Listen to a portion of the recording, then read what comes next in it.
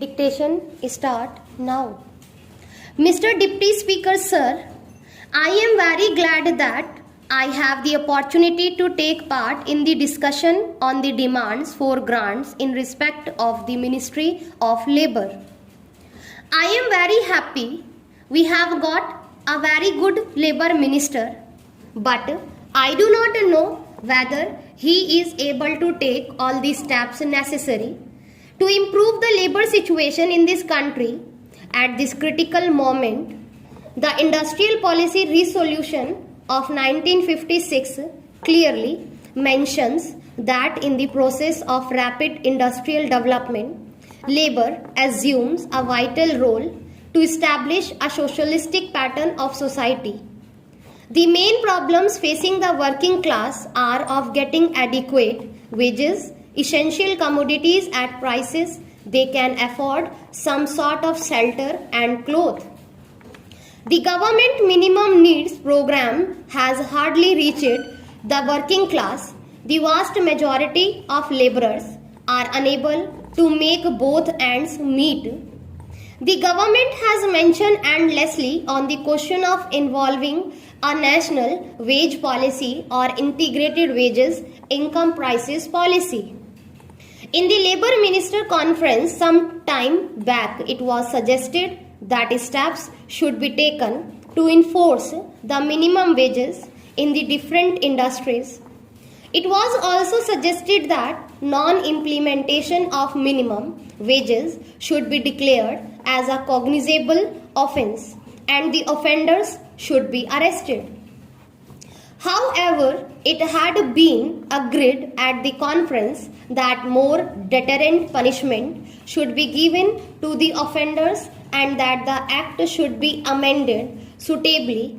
Necessary changes should have been made in the central legislation by this time. The Industrial Disputes Act had become outdated and it should be completely overhauled. It has been claimed that the emergency has brought discipline among labourers and the production has been increased. Yes, it is a fact, but the labourers are forced to work and they are forced not to take part in the trade union activities. The trade union rights have been completely taken away from the labour, but sir, I want to impress upon the minister that motivation for work should not be imposed from outside, but it should come from within a contented labour force is an asset to the development of industries. You have taken away the permitted bonus. Some time back, this parliament passed an act to fix the minimum bonus at 8.33%, but the same act was adversely amended by the same parliament some time ago. Bonus was accepted by this government as a deferred wage, but the same government has reversed the conception of bonus and this government says that bonus is a deferred wage but it is connected with production and productivity. But what about the owners of industries? Do you know how much have they reduced the dearness allowance of the workers nowadays?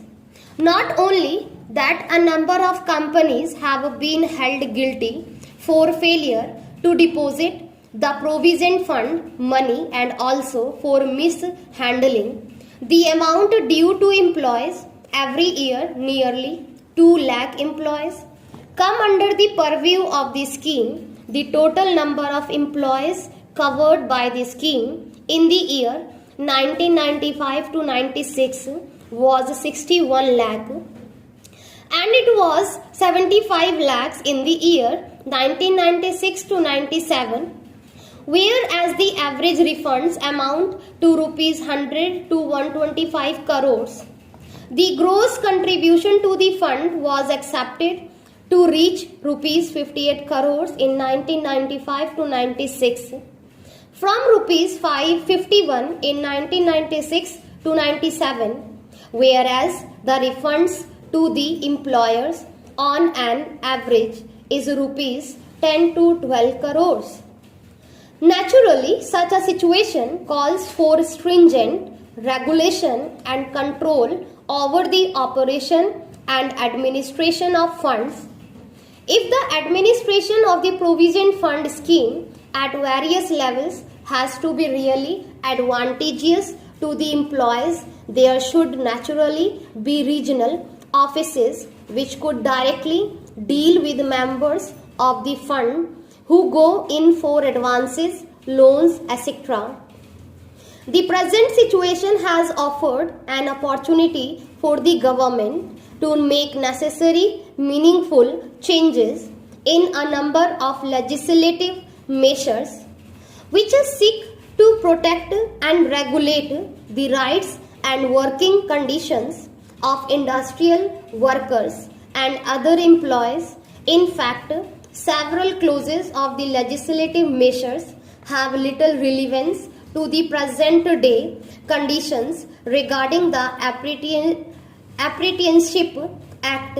Once our Prime Minister said in the State Labour Ministers' Conference that the Apprenticeship Act had not been implemented vigorously, it had not been given a trial utilization of apprenticeship opportunity for filling such vacancies, has not been uniform in all the state, creation of skilled manpower has lagged behind the limits of possibilities.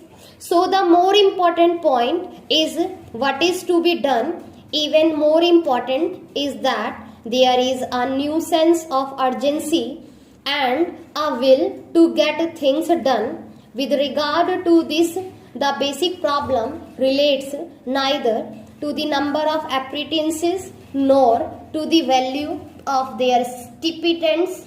We hope that the government shall do its best to alleviate the feelings of labor and take steps for that.